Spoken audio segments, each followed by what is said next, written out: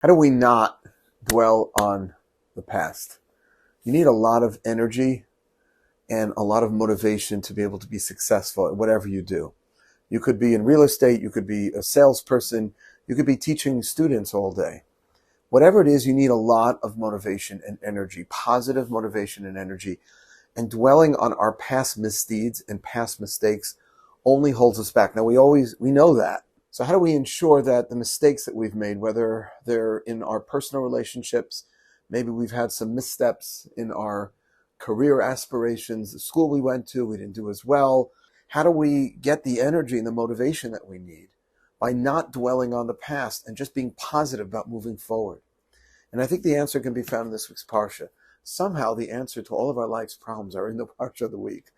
So we know that Joseph reveals himself to his brothers and says, Ani Yosef, I am your long lost brother Joseph. And this is after he puts the brothers through this whole ordeal to test them, to see whether or not they had done tshuva, to see whether or not they had repented from the terrible sin they had committed against Joseph. He wanted to see if they were repentant. And they were. They felt terrible. And they stood up for Benjamin like they didn't stand up for Joseph. And listen to what Joseph says. Vata, and now, al te'atzvu. Do not be upset. Val yichar beinechem. And don't be angry in your own eyes. Ki mechartem otihena. That you sold me down to here. It's an amazing thing. Joseph, after this terrible trauma, is telling his brothers, you need to let it go. Don't be upset at yourselves for what you did against me. And he gives them a reason, because something good came out of it. Because God sent for me for food. Meaning, if you hadn't sold me into Egyptian slavery and thrown me into that pit, then everybody would have died of famine, because I was the one who solved the whole food problem in ancient Israel and Egypt. But what does he say? He says, V'ata, now. Now don't be upset. Why the extra word now? So that some of the commentaries explain, because you can focus on the now, you can be present and not have to dwell on your past mistakes if you take care of your past mistakes.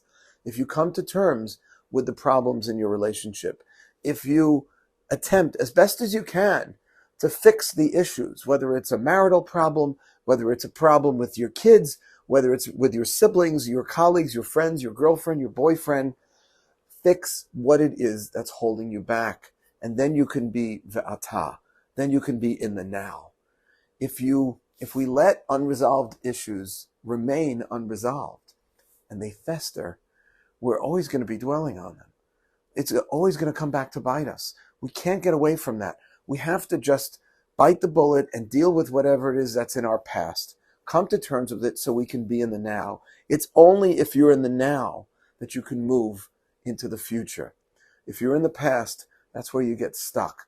So whatever it is, if we said the wrong thing, we upset our significant other, we had a misstep in our career, turn back, do what you can to fix it so you can move forward by being in the now. Ve'ata, and now, al te'atzvu, says Joseph. And I'm saying, don't be upset. Don't get angry with yourself. Try to fix the past as best as you can so you can move on. Shabbat Shalom.